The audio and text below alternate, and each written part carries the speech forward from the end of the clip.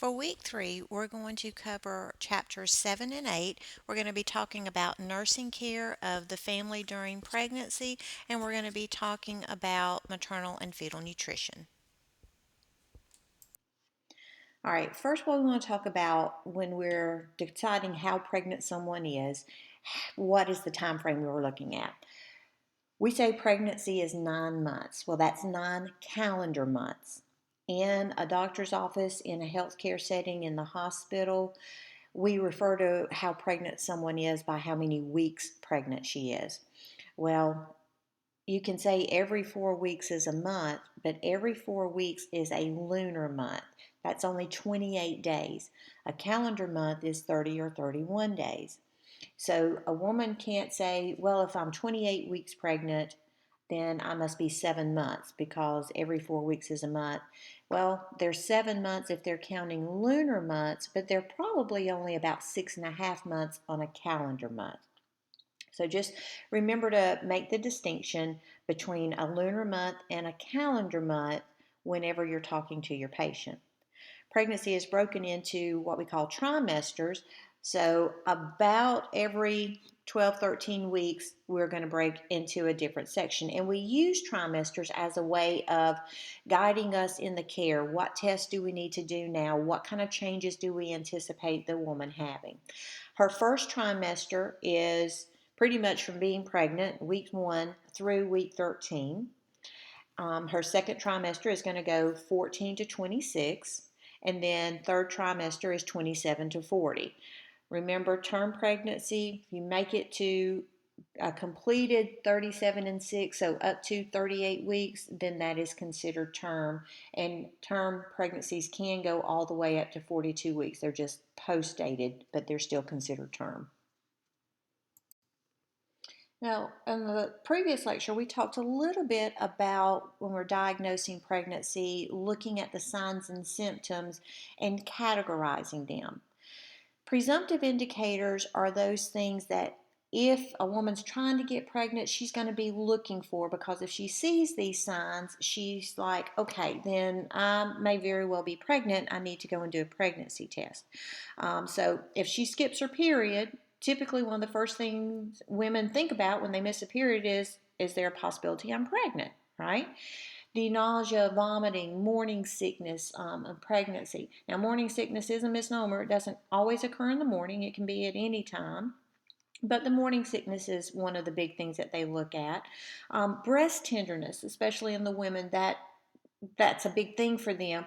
They know that, around their period, sometimes their breast can get tender, but if you've ever been pregnant, you can appreciate the breast tenderness associated with pregnancy is a little bit more than just your general breast tenderness with your menses. So if you have any of those, it can be a presumptive thing. You can presume you may be pregnant, but it's not a definite. The next level is going to be your probable indicators. Well, I have a positive pregnancy test. I'm probably pregnant. Again, it's not an absolute because there are things that can cause false positive pregnancy tests. Certain medications that you can take, anything that is messing with hormones. So it's a probable indicator, but it's not an absolute. The things that are absolute is the presence of fetal cardiac activity. If you do an ultrasound and you see cardiac activity, you see a fetus, it's a pretty safe bet that you're pregnant. If you are auscultating and you hear fetal heart tones, well, it's not the mom's, it's the fetus. So you can say that is a positive indication of pregnancy.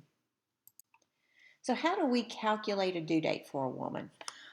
You will see EDB, EDD, EDC. They all stand for pretty much the same thing, a due date, okay? It's the estimated date of confinement, estimated due date, date of birth. It is a projection. There is no absolute way to know when a child is going to be born, okay? We give them a date to look at, a focal point, so to speak. That's kind of like the bullseye, the end of the tunnel, however you want to look at it. But babies come when they're ready to come. Sometimes they come at 37 and a half weeks. Sometimes they come at 41 and a half weeks. Sometimes they come on their due date. There is no guarantee of when a child is coming. A due date just gives us a point to compare against, to progress to, and again, it lets us break our pregnancy up into trimesters so that we can do appropriate testing. So, how do you calculate it? Well, Nigel's rule is what we typically will use. You take the first day of the last menstrual period, and it has to be the first day, okay? First day of the last menstrual period. So just say that's going to be August 29th is the first day of the last menstrual period. So you're going to go back 3 months from that. So we're going to say May 29th. We're going to add 7 days. So that's going to take it to June 5th. And then you add a year because it's obviously going to be next year. So it would be June 5th of next year. Um, Alternatively, you can add 7 days to the last menstrual period and then count it forward 9 months. So if you say, okay, August 29th, go forward 7 days to September 5th, and then go forward 9 months. So September 5th to October, November, December, January, February, March, April, May, June. So that's how you get it. So you can calculate it either way. I typically subtract 3 months, add a week, and that's how I tell my patient what their due date's going to be. Some women are upset when they first learn of a pregnancy, especially if the pregnancy is an unplanned pregnancy. However, as the woman recognizes and accepts there's a growing child within her, then acceptance of pregnancy itself can move forward. It is important to keep in mind that just because a woman may not accept or like being pregnant does not necessarily mean that she is rejecting the child. Some women just hate being pregnant. They don't want to have to go through all of the things. They maybe had a bad pregnancy the first time, but they still want the child. They love the child and look forward to increasing their family. When you're thinking about the psychological aspect and the adaptations in pregnancy, remember in the first trimester, many women are ambivalent about their pregnancy. They don't want to tell anybody. They're just not sure what they think about it. Am I happy? Am I sad? Is it real? Until they come to regard the pregnancy as real, they may act non-committal, almost disinterested. Can't decide happy, sad, what. May not want to tell anybody. But once they realize the pregnancy, meaning they recognize the child is real, which typically this happens in the second trimester, then they accept the pregnancy. As the pregnancy transitions and goes into the last trimester, the woman focuses on planning and preparing for the birth.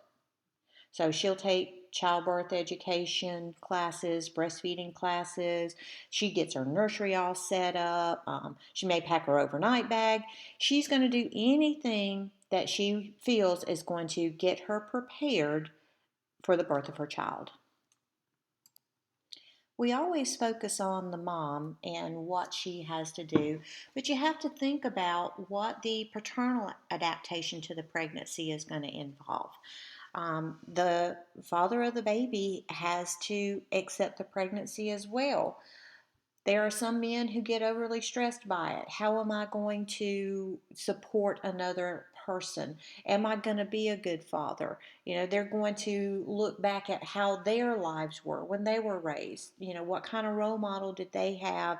So, how are they going to be a role model for their own child?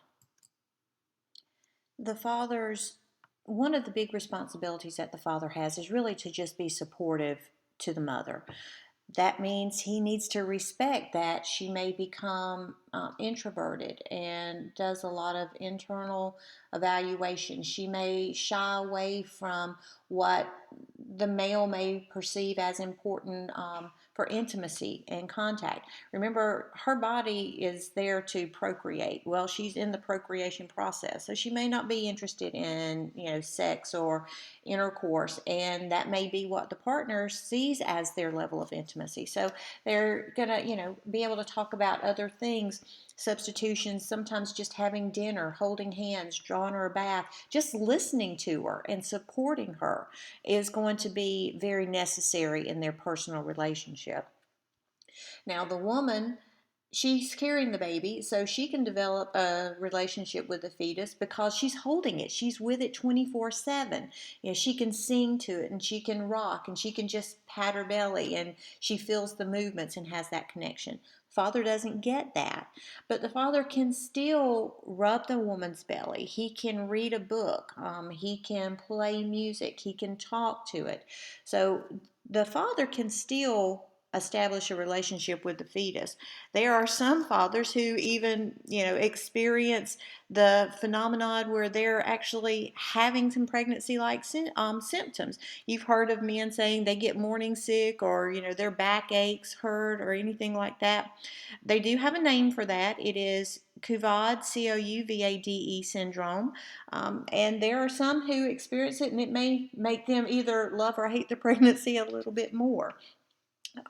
Men still will go through a preparation for childbirth the same way as the woman does.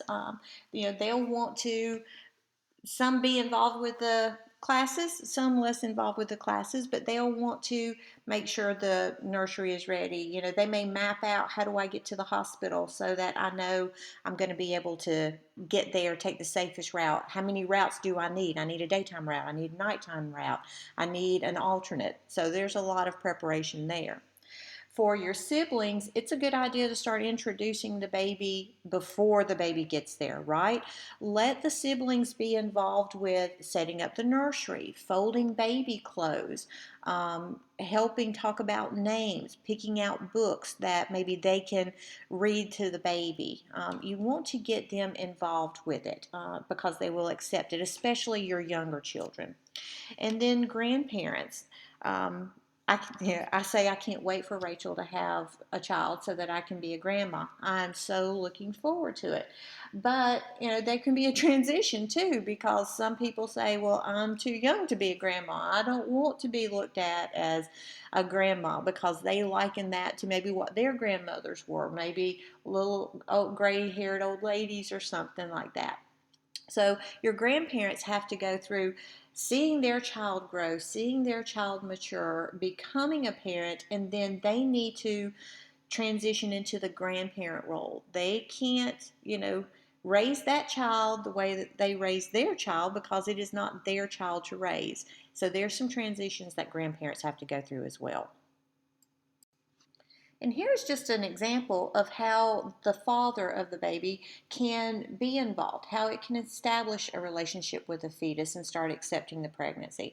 And that's by just attending office visits with the woman, being there to see the measurement, to touch the baby, touch the belly, listen to the heart rate. I can't tell you how many times it brought tears to my eyes when I would have a couple sitting with me and we would all hear the baby's heartbeat for the first time together. That is such a magical kind of thing. So having the father of the baby there during these types of events, during visits and stuff, that's a good way to facilitate paternal adaptation to the pregnancy. Here we see an example of sibling adaptation. If you've got, especially as I said, a younger child, letting him or her touch mommy's belly, especially when the baby's moving, saying, oh, can you feel this? Come and feel your brother. Refer to the pregnancy with a name, or your brother or your sister. Make it real for the child, because that will allow them to recognize and to start coming to terms with it. Now, once the baby's out, there's going to be a different acceptance and sibling rivalry that we'll have to talk about, because when you get that young and you're used to being the number one and mommy holding you, and now this little baby is taking up all of mommy's lap and mommy's arms, there's going to be a little bit difference. So maybe do some role playing and bring the baby dolls out and let the child hold the baby doll to say, this is how mommy's going to hold your brother or your sister. And here we have grandpa getting to know their new grandchild. It can almost be a way of rebirth. There's a new excitement, the new joys that you see with a child coming into this world and being a part of it, being able to, help mold it. Again, There's a fine line between, you have to realize you are the grandparent, not the parent, but you still have that overwhelming sense of happiness at this new life that's come in, and being able to accept that you can play a role in how this new person is molded and is brought up in the world. We definitely understand the importance of getting prenatal care and getting what we consider adequate prenatal care. Ideally, we want to initiate prenatal care in the first trimester. It doesn't always work because, remember, the first trimester just goes up to 13 weeks, and truly it may be that long before somebody misses a period. They may miss a second period before they even consider the option of pregnancy, and then by the time you make an appointment to get into the provider, it may actually be into the second trimester. Once we get somebody into prenatal care, it's all wellness, health promotion, preventative maintenance. We give them education, education, education. We do screening tests to, make sure that we don't have any illnesses going on, and then how do we prevent that from happening? We want to make sure that we start off as healthy as we can, and then give that woman as much information as we can to let her maintain that increased level of health. Most women who are middle class, high class, and socioeconomic status, they are going to seek prenatal care. However, it's not always going to be that way. According to your book, about 84% of women receive care in the first trimester. However, African American, Hispanic, Native American women were 2 times as likely to get late prenatal care or no care at all as compared to your Caucasian women. That we've talked about that in earlier lectures. It could be that they don't have access to health care. They may live in a more rural community where there's not a lot of OBs. They may not have the money. They may not have insurance. They may not be here legally. So there are a lot of contributing factors for how and when women do seek prenatal care. That's always going to be an important thing to remember. So, as I mentioned in the previous slide, women in poverty who don't have health insurance, they are not going to be able to get health care because they just can't access it. And it may be that they are just remote and they may not have the transportation means to be able to get to health care. They may have been in a situation to where going to the doctor isn't really considered important. What's your cultural influence of that? There are some cultures that think you don't go to the doctor unless you're, dead and dying kind of deal. Pregnancy is a natural part of life, reproduction, progression, and it's not an illness situation, so there's no need to go and get health care. Go get prenatal care when you're pregnancy. Just be pregnant.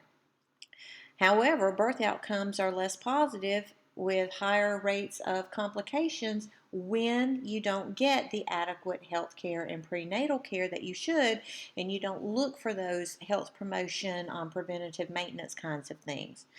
Therefore, you're going to have problems with low birth rates, infant mortality. That's going to be higher. You're just going to have bad outcomes all around. So here you see listed just different barriers to getting the prenatal care. As I said, if you don't have adequate transportation, in your bigger cities, you may have, metro buses or something like that, but it takes money to ride the bus, even though it may not be as much as if you had your own car and were paying insurance and gas. You may not always have somebody you can get a ride with. So being able to actually get to your site of care could be difficult. If it's inconvenient clinic hours, if you work Monday through Friday, 9 to 5, 8 to 4:30, then it's kind of hard to schedule your doctor's office appointments during your work hours. Or I have seen some clinics that were just not the tidiest in the world. Maybe they were overcrowded, the equipment was a little bit dated. That could be difficult. Childcare problems. I actually worked in a facility that would not allow women to bring their other children to their doctor's offices. And that's hard because if you have, especially a young child, maybe not in school or something, what are you going to do with that child if you can't take them with you? That's definitely a problem. And we talked earlier about personal cultural attitudes towards health itself. And OB providers are becoming more and more scarce. People are transitioning maybe into family or going into other specialties, but the malpractice for to be an OB doctor is very high, and that in and of itself has influenced the number of available OB providers. Nurses have made strides in helping women get adequate prenatal care in and of themselves as an entity. Your mid-level providers, your nurse practitioners, they are actually serving as OB providers for low-risk pregnant women. That's what got me into OB and women's health in the first place, is whenever I became a nurse practitioner with a practice in Phoenix City. So nurses, your advanced practice nurses, are actually able to serve as providers. There has been research that showed effectiveness when nurses visit the woman in the home. If she can't get to the office, then you can go there, because your OB assessments in the office are going to be fundal height measurements. It's going to be heart rate, fetal heart rate. It's going to be checking the urine for glucose, protein, checking vital signs, making sure the woman's not having any issues. Those are things that can be done in the woman's home. And it has been effective in making sure that the woman gets the education and the health promotion, the teaching information that we talked about earlier being so important. The current pregnancy model that we go by, what you hear most doctors' offices tell their women for a schedule, has been around for a while. Um, there's research that has come out just recently that is saying there's some validity to having less frequent visits to the actual office for a low risk person. Now, of course, if you're a high risk pregnancy, have any other issues, we are not going to minimize that. But if you're a healthy, otherwise low risk woman, then you don't have to necessarily follow this structure. Your initial visit, as I said, is best in the first trimester. After you've had your initial visit, you're going to come every 4 weeks for the things that I said earlier. You're going to get your fundal height, heart rate, check your urine, check your vitals, and then any screening test that's appropriate to the trimester. Once you hit 28 weeks, you'll start coming every 2 weeks. And then when you hit 36 weeks, you will come once a week until we have a baby. Now, a new model that we are looking at with prenatal care is centering pregnancy. It's a facilitated group pregnancy care. It is not an in and out visit that's only going to take 15 minutes. It actually takes about 2 hours. But you have not just one pregnant woman, you have a group of pregnant women, all with similar due dates. So they're in the same time frame of what tests would be done, what education they need. But the focus of the care provision shifts to the woman herself. You still have a provider facilitating the group, but the women check their own weights. They can check their own vital signs. They are there. You're going to have a provider do the fundal height and the fetal heart rate, but then as far as education and things like that, it is a group practice. So read about that in your book, because centering it's not just pregnancy. There are a lot of centering groups that are being developed for other issues, hypertension, diabetes, but it's a way to give ownership for the patient in their health care. Now, a woman's first OB visit is going to be a little bit lengthier because there's a lot of things that we have to go over. Remember, your basic assessment is always going to start out with a good history, okay? So you can always introduce the visit by, what brought you here today? That's an open-ended question. It is not threatening, and it will allow the patient to tell you in their own words what they want without you guiding their answer. Okay, we want to talk about their current pregnancy, where they are, Psychologically, physically, do they have an idea how pregnant they are? You want to get a good OBGYN history, the gravida para. That is incredibly important to know. Is this a woman that this is her fourth pregnancy, but she has not reached viability in any of the pregnancies? So she would be a G4P0. That's a pretty important factor to know. What was the reason she didn't make it on any of those other pregnancies? Get a full medical history, nutritional history. If you have the opportunity, get a 24-hour diet recall. When you ask them, maybe a little bit impromptu to just call it off the top of their head, it may seem a little sketchy, so you can prompt with, anything that passed your lips, we need to write down. Whether it's a stick of chewing gum or one cookie, but you did that 5 times during the day, so you can get an idea of what their nutritional status is and where you can give them some education and guidance.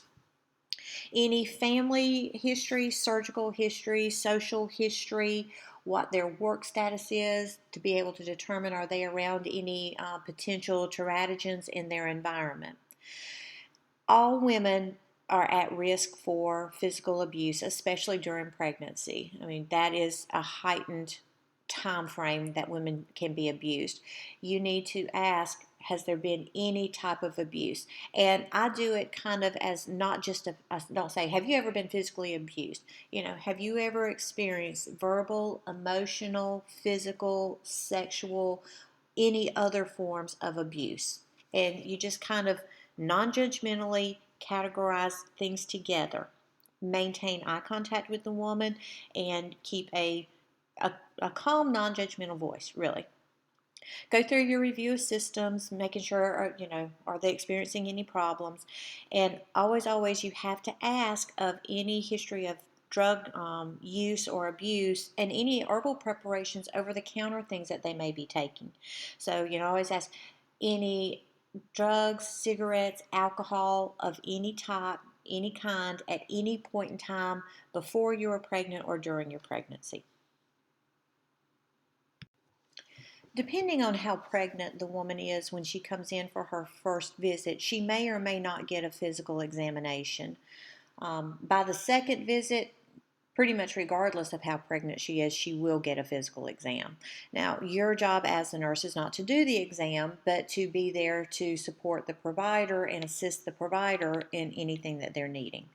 The patient will get a breast exam, and it's a good opportunity to introduce breastfeeding. While a breast exam is being done, have you thought about how you're going to feed your child? Are you going to breastfeed, or are you going to formula feed? I caution you against saying bottle feed because women can put breast milks in bottles. So you should always express it as breast milk or breast milk substitute or formula, something like that. So they'll get a breast exam. It's a good time to look at the nipples to see, are they inverted? Do they evert with stimulation? Is there a possibility that that could influence the success of breastfeeding? A pelvic exam will be done because the provider will need to, if they haven't had a pap screen, they will need to do a pap screen. Some providers do STD screenings with the pelvic, but they'll do a bimanual so that they can actually feel the uterus, feel the cervix, visualize the cervix, see if there's any changes or anything going on. Lab tests that you can expect, ABO-RH. We need to know what their blood type is, and definitely what the RH factor is. Are they RH positive or RH negative? An RPR, a VDRL, we're checking their syphilis status. A hemoglobin and hematocrit, that's a test that's going to be done every trimester. So you always want to do it on the initial visit as your baseline, and then you're going to do it subsequent in the pregnancies to make sure that we're not having any issues with anemia.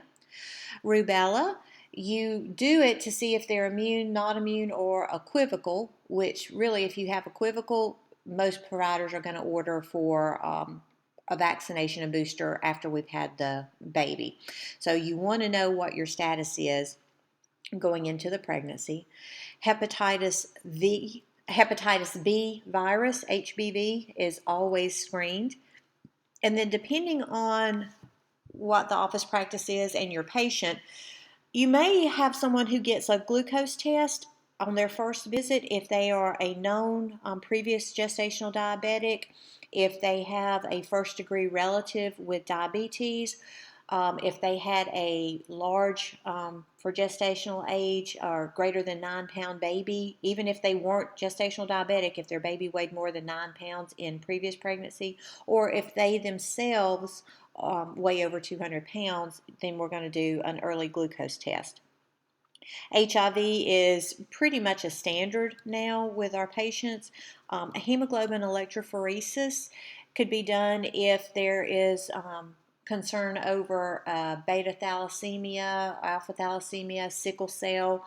You can differentiate hemoglobin abnormalities that way. And then a toxoplasmosis if there's been a cat in the house and the woman reports having changed the kitty litter box recently. Follow-up visits when you're doing your patient interview, it's really to ask them, are they having any problems?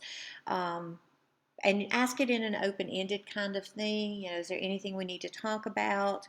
Do you have any questions about anything that's happened over the last 4 weeks or in the pregnancy, anything you've read or you've seen? Are you taking your prenatal vitamin? Some women can't take prenatal vitamins, they make them sick. I was one of those women. So just because the provider may prescribe one type doesn't mean you can only use that. And there are actually over-the-counter prenatals that are just as good as anything prescriptive. So I will tell them to find one that works for them. If they're going to take a Flintstones, don't take two because you think, well, if one's for kid, two's an adult. That's not true. It's just one. But if you're going to take something like that, you have to make sure it is quote unquote complete, like Flintstones complete or something, because it's got to have that iron in it. And if you don't get one that has the additional iron in it, it's really not as effective at all. The physical exam that they're going to get is you weigh everybody and you do vital signs on everybody. We want to make sure that their blood pressure is staying stable, and we want to make sure that their weight is staying stable. For a urine, it's just a little TT in a cup kind of deal. It doesn't even have to be a clean catch initially. Scratch that. It does have to be a clean catch. It doesn't have to be a sterile specimen. But we want them to clean their bottom so that when we're checking for glucose and for protein, if there's protein there, we want to make sure it's just not the normal discharge and stuff that comes along with being pregnant, that if we're seeing protein, we need to identify that this is potentially an issue. And then your fetal assessment is fundal height measurements, which should correlate to the week's gestation. When you put the tape on the belly, the bottom end goes against the right at the symphysis, and then the top part goes to the top of the fundus, and however many centimeters, that should correlate to the week's gestation. As long as the fundal height is within 2 centimeters one way or the other, it's considered okay. If it starts getting beyond that, so if it hits 3, we're going to watch it. Something could be going on. If it hits 4, there's going to be detailed assessment, ultrasounds, things like that. And then the fetal heart rate, y'all should know by now, fetal heart rate range is 110 to 160. Early in the pregnancy, it's going to be a little bit higher, but as the pregnancy advances, it should normalize out. Typically, it's going to stay around the 130s to the 150s, but anywhere from 110 to 160 is normal. What you're looking at here are different tools that can be utilized to determine the fetal heart rate. The gentleman is using something called a fetoscope, which actually has the ear prongs like a stethoscope does, and the device that he's holding against the belly is your diaphragm, and that will actually be able to funnel in and pick up sounds of the fetal heart rate. This is actually the same way as listening to an adult or a born individual when you're listening to their heartbeat, and you can hear abnormalities beat to beat, so you can hear dysrhythmias. You can hear that, and you can, for lack of a better word, diagnose it with a fetoscope. If you look at the picture next to that, the person is holding a device, so that's a Doppler. That utilizes ultrasound waveforms to detect the fetal heart rate and to count it out, you cannot say that there is a fetal dysrhythmia when you're listening with a Doppler. If you think there is a dysrhythmia, irregularity in the fetal heartbeat, you confirm it with using a fetoscope, or you have to send them for diagnostic testing, ultrasounds such as that. And the bottom is not a tool I've ever used. It looks to be along the same lines as what your fetoscope in picture A is. In the second trimester, most women are offered, they don't have to do it, but every woman is offered genetic screening. We call it the quad screen, or AFP. It's the maternal serum alpha fetoprotein, looking for neural tube defects and your genetic disorders, like Down syndrome. They can be done during a wide range, 15 to 20 weeks. However, we try and focus the timing somewhere between 16 and 18 weeks, because that does give us a better chance of capturing neural tube defects. It's important to tell the woman that that's coming, or on her next visit, and you may schedule her to come back in 3 weeks instead of 4 weeks, just so that you can hit her in that time frame. A lot of times the ultrasound, what I call an anatomy scan, will be done at the same time that they do their AFP test, or you'll order them at the same time, and you can do the AFP when you go and do your ultrasound. So those are coordinated. Typically anatomy scans we like to do between 18 and 20 weeks, because fetal anatomy should be developed well enough that you can see and identify any potential congenital abnormalities. And all parents want to, well, a lot of parents want to know gender. And so genitalia and everything have developed to the point that your ultrasonographer should be able to pick that up pretty well. Between 24 and 28 weeks is when a woman is going to have her oral glucose test. That's our screen for gestational diabetes. You can do that at any point in time between the 24 and 28 weeks. You will have to, what you do is you give her 50 grams of glucola, just a heavy sugar load. She drinks that. She waits an hour. At the end of the hour, you're going to stick her and you're going to draw blood sugar to see what her blood sugar level is. You're also going to check your iron level. So we do an H&H. Remember, we do that every trimester.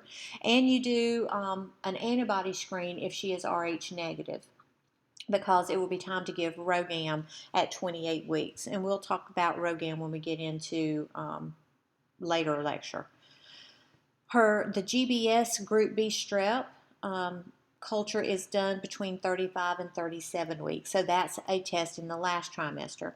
Now that culture swab, it is a perianal, rectal, and vaginal swab.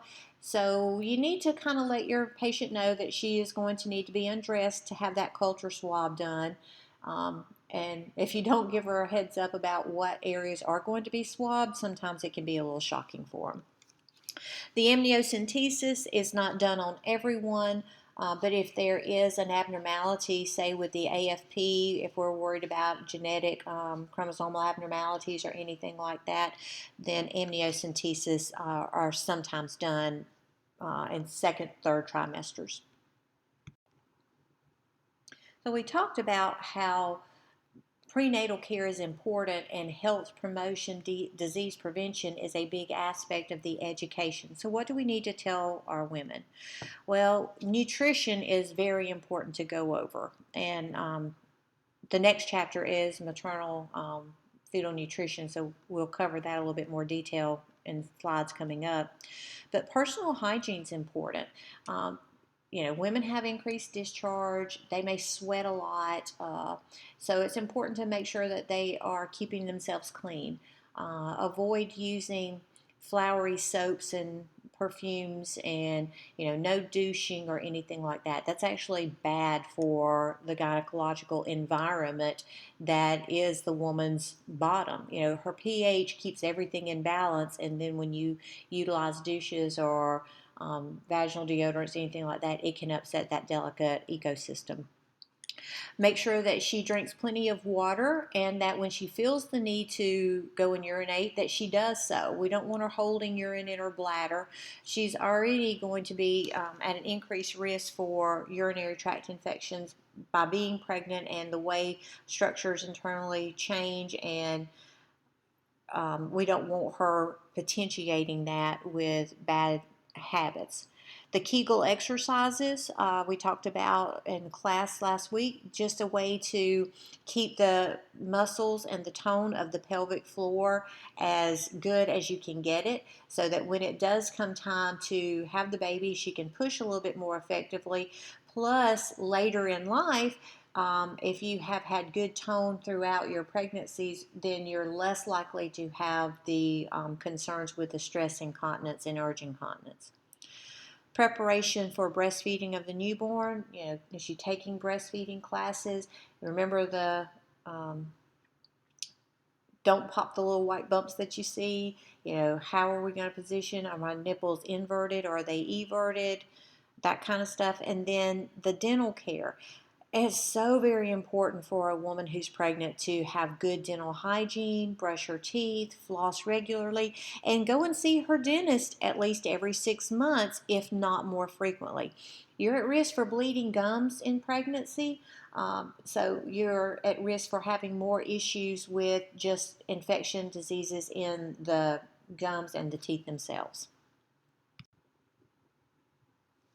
So physical activity, what can I do and what can't I do? Well, a lot of that is going to be reliant on what the OB provider wants the woman to do.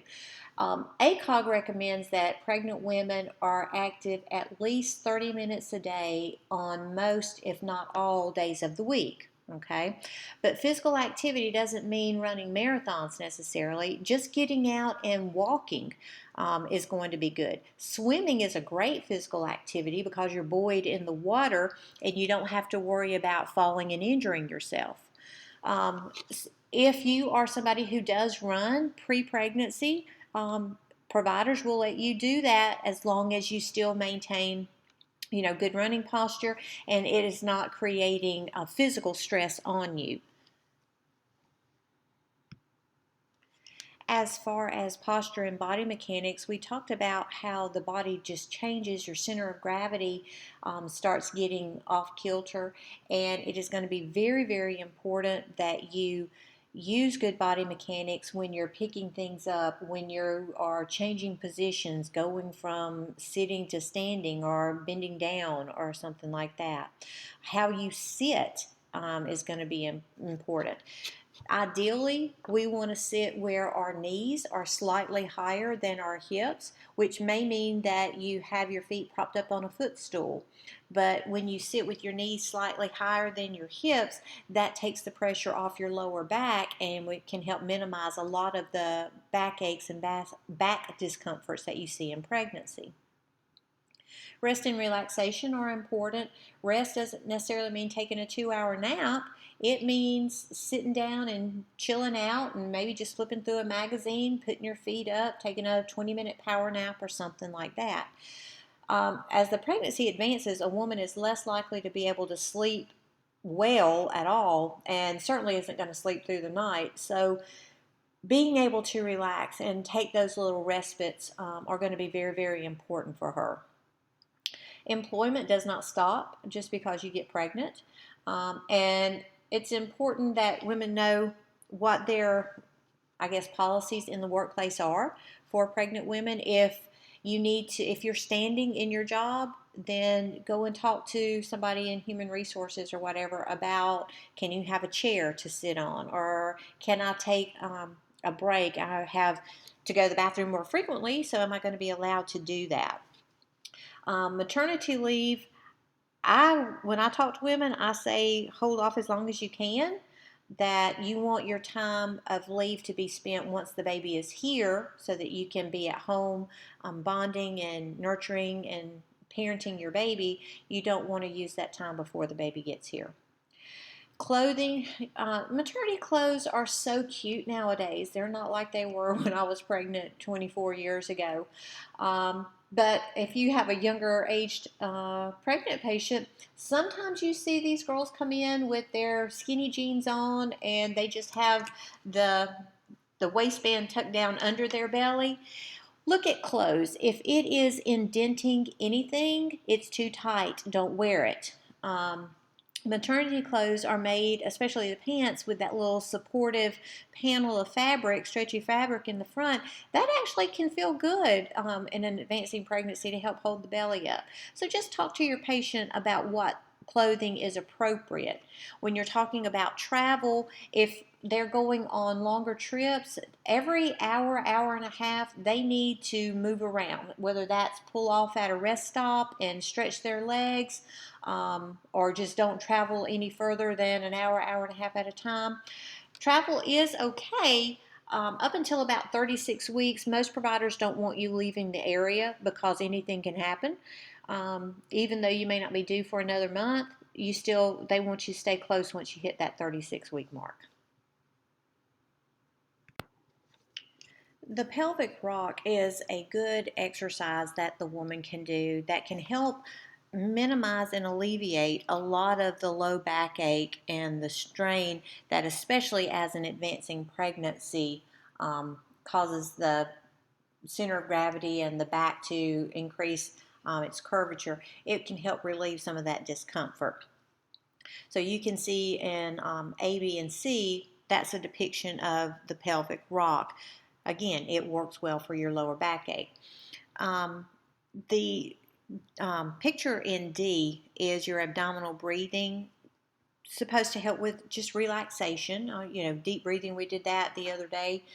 It kind of helps oxygenate and helps you feel a little better, but it also helps lift the abdominal wall off the uterus. Now you notice this woman is laying on her back. Up until maybe about 20 weeks of pregnancy, women can still be on their back and not have too much of a negative impact on the fetus. However, once you start hitting about 20 weeks, we don't want you laying on your back anymore.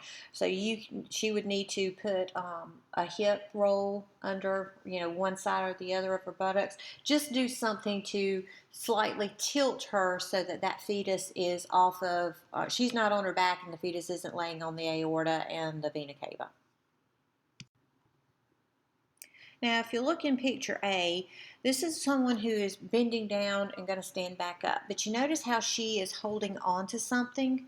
Even though both her feet are under her, if she weren't holding on to something and went to stand straight up, she would be wobbly because, the pregnant belly sticking out, center of gravity offset, so she could be at an increased risk for falling down.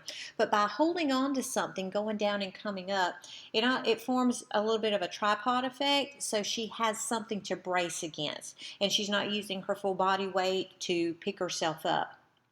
On the other side, she is lifting something, so she can't hold on to a structure to create that tripod effect and give her that extra support.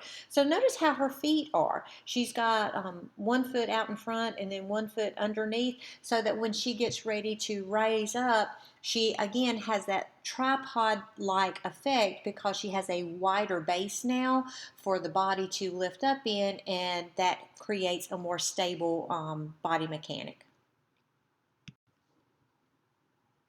I have laughingly been with patients and talked about sleeping and everything like that, and the partners are like, I just have to go into another bedroom because with all the pillows and everything that she has in the bed, I don't have room for myself. But it's important that she has that structure and that support, because side lying is going to be pretty much the position she's in, especially once the pregnancy advances, because she can't lay on her back and she can't lay on her belly. Well, think about, if you're on your side and you don't have something supporting, your whole body's going to kind of cave in on itself. So your shoulders slump in on each other, your knees are going to cross over, your hips are going to get kind of crumpled up against each other. So how do we keep comfortable? Well, you have pillows to support. So notice how this woman has a pillow between her legs and it is supporting that upper leg. So it's in a little less than a 90-degree angle, but she has the knee and the lower leg and the ankle off of her other leg, her lower leg, and it's keeping her hips and her pelvis open because you've got that leg lifted up. She's doing the same thing with her upper body. By having that pillow up to her chest and her upper arm resting on it, she is able to keep her skeleton in an open frame, much like it would be if she were laying on her back.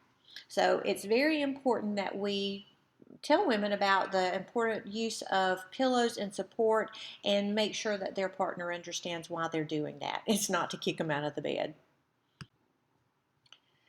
The way the body changes, and the hamstrings are notorious for tightening up as the pregnancy advances. So stretching is going to be an important thing for your mom to do. Now there can be passive stretching like you see in A, where you've got someone helping to flex that foot up and it can stretch out the calf and the hamstrings, or the woman can do it with a chair, or she can do it against the wall. Either way, but she needs to be stable. She doesn't need to just be freestanding while she's doing that, because we don't want her to fall. We say safety at all times, and it is very important.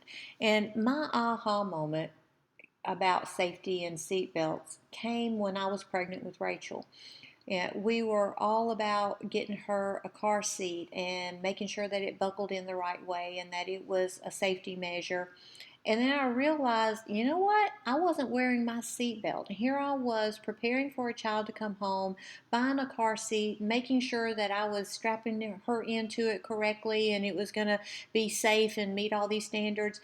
And I was driving around without a seatbelt, putting myself at risk. And, I could have her buckled in all day long, but if I flew out the window, what good is that going to do? So I made sure that from that point on, I wore my seatbelt. And I will not get into a car now without my seatbelt going on before I even crank the car. And I won't drive off with anybody in my car unless they are in a seatbelt.